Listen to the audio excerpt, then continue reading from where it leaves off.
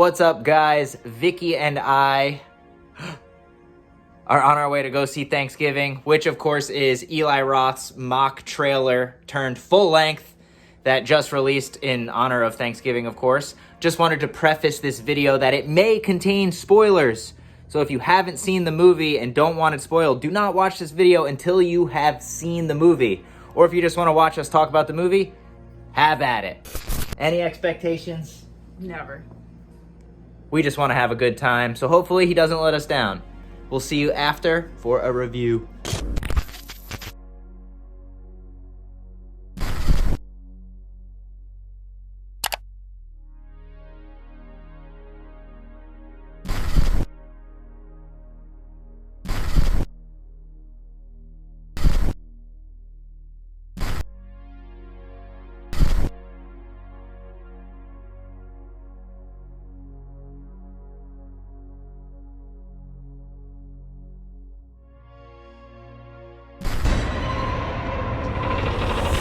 We just got out of Thanksgiving. What'd you think overall? I thought it was really fun.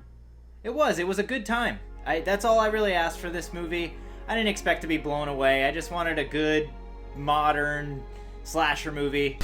So the plot of Thanksgiving is super simple. There's a Black Friday sale and a store similar to Walmart is opening early on Thanksgiving for shoppers to go in and get their free stuff and great deals.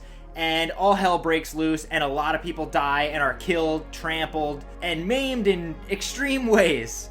And a year later, a guy shows up dressed in a pilgrim outfit with the name John Carver and starts killing people one by one. It's pretty much a whodunit in the vein of I Know What You Did Last Summer, Scream, and like late 90s, early 2000s slashers, which is kind of cool because that's the movies we grew up watching. If I could relate this to any movie at all of that era, it'd be like I Know What You Did Last Summer meets My Bloody Valentine and Urban Legend almost. It feels like one of those movies, which is crazy to say in 2023. Yeah, I agree. So in the original trailer, it gives off a very heavy 80s aesthetic. Scared out of you. Thanksgiving. VHS look. 1980, 81, 82 slasher. That is gone here, which is, to be expected from the trailer. We expected an updated version of the trailer we got in Grindhouse. Rest assured, it still works. Throughout the movie, I was running a list of who I thought could be the killer through my head. Just like all movies that we grew up watching. While you're watching, you're like, who could it be? And there were some, I was ticking them off as too obvious, they won't do that. In the end, you're still surprised. Kind of. But the kills are actually kind of inventive and fun. You get a woman who is hit by a car while she's climbing into a dumpster and split in half and her guts and entrails fall all over the place. Girl gets her ears plugged in with corn cob holders and she's turned deaf, and then she's thrown on a table saw and just cut to bits. It was really fun. You get a lot of head crushings. Gina Gershon's even in this, and she's like crushed in the head by a shopping cart and then like scalped kinda by her hair getting stuck in a wheel. By rabid Black Friday shoppers. In the very beginning of the movie. So you see her, you get excited, but... I remember what he said about spoilers, because that was a spoiler. Yeah, she dies right away, but seeing her was a pleasant surprise. Yeah, she still looks great. You do get the famous scene in the trailer where the woman is jumping on the trampoline and you see the knife going through. Granted, you don't see it go up her hoo-ha, but she does get killed by landing on the knives on the trampoline, which was sick. Thank God we at least saw that, right? I know that's one of the main things I was waiting for. Also from the trailer in Grindhouse, you do have a person being cooked alive in an oven, which is gnarly. I'm grateful for that scene. A woman is thrown into a sink and she's you look like she's gonna get drowned, but then she's thrown and stuck to a freezer door and her skin starts ripping off. It's gnarly. The killer is force feeding people body parts at one point. He's stabbing people in the jugular and filling wine glasses, and he's like, you better let it rest for a while. It's so fun. It's just honest to goodness slasher movie fun.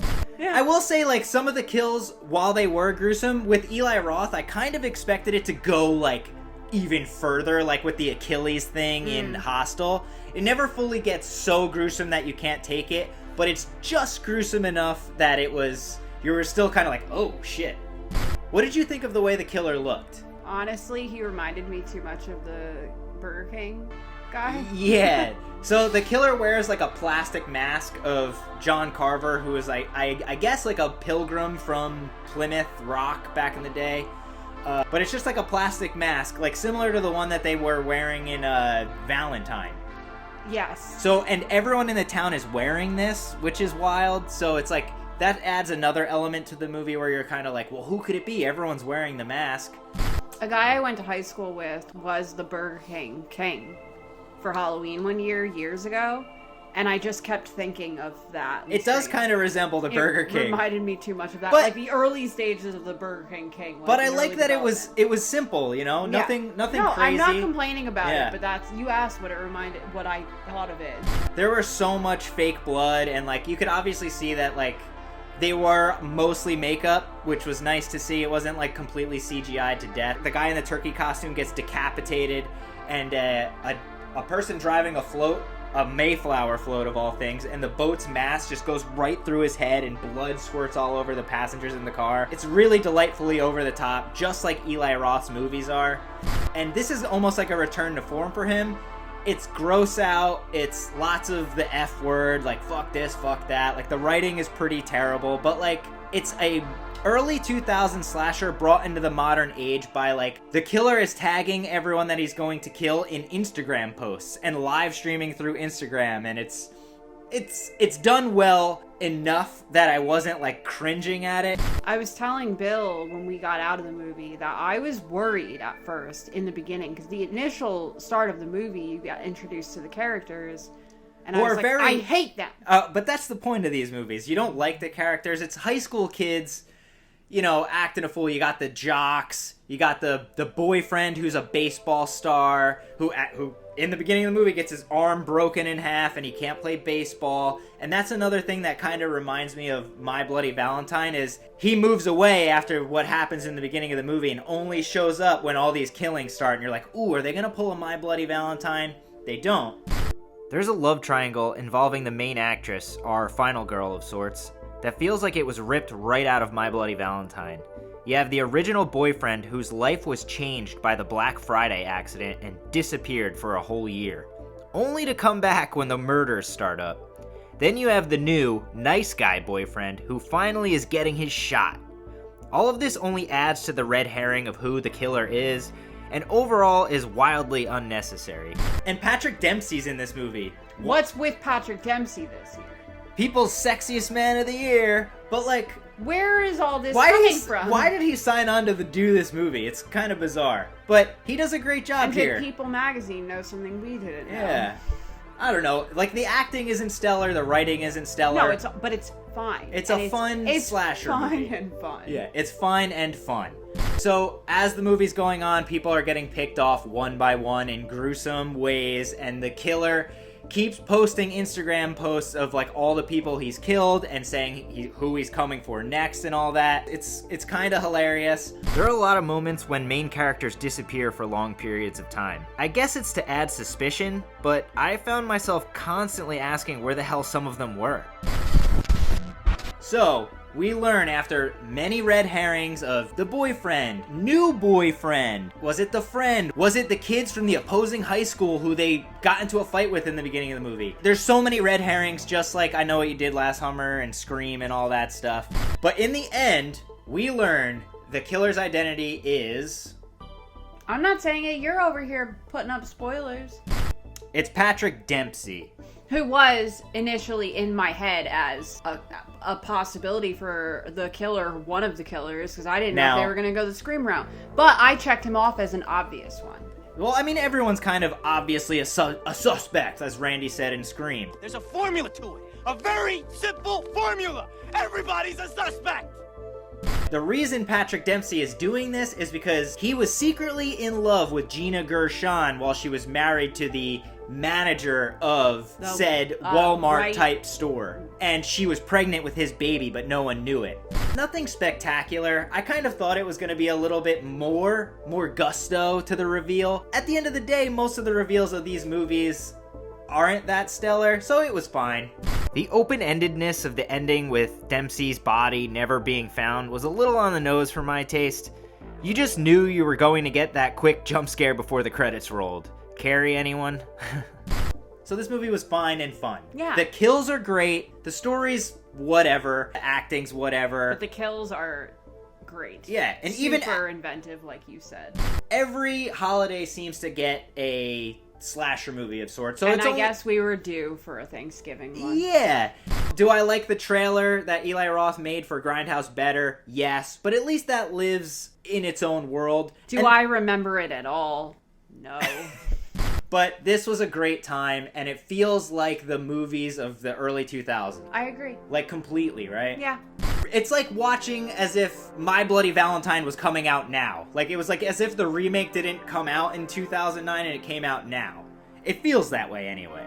Overall, though, this is a great popcorn movie. Shut your brain off, enjoy the simplicity, and don't be too critical. It's a man dressed as a pilgrim killing people on Thanksgiving, after all.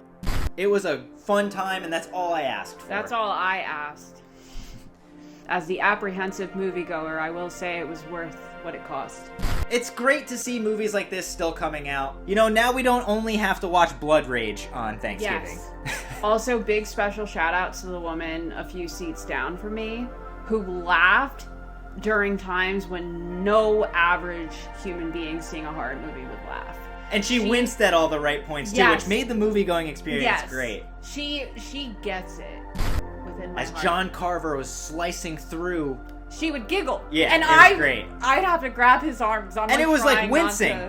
What would you give this movie on your scale? Out of my Letterboxd scale of 5, I already rated it. I gave it a 3.5 out of 5. Not bad. I really enjoyed it. I was gonna give it a 3, and then I was like, no, I'm gonna bump that up. It's still more fun to watch than a lot of movies we see. Yeah, you know? I give like average movies that I'm fine with that I wouldn't like fight a rewatch on a 2.5 or 3, and I was like, no, 3.5, because I will definitely rewatch it, and I wouldn't be mad at you if you bought it right off the bat.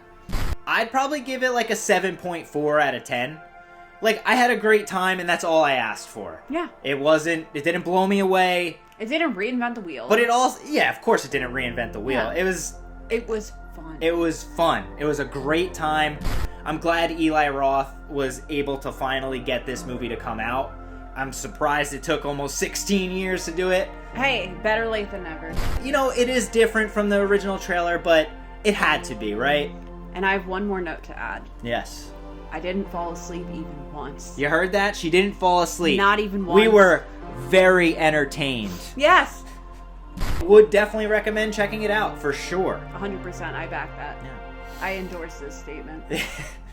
Kudos, Eli Roth. I think you did a good job with this one. Definitely a step up from what you've been doing lately. Thank you guys so much for watching. If you could please like this video, and if you aren't subscribed already, please click the subscribe button. There is a funny joke within this movie where a guy filmed all of the Black Friday deaths and put it on YouTube, and he was like, prayers for the victims. Oh, please like, comment, and subscribe. And it's just like, oh, so timely of this world, right? But if you could, please like, comment, and subscribe on this video. We didn't record anyone getting murdered. No, just us sitting here after going to the movies and almost pissing ourselves. Talking about how fun it was. Yeah, how fun it is to watch all these people get slaughtered by a pilgrim. In a fictional sense, at least. Again, thank you so much, and we'll see you guys at the next video. Adios.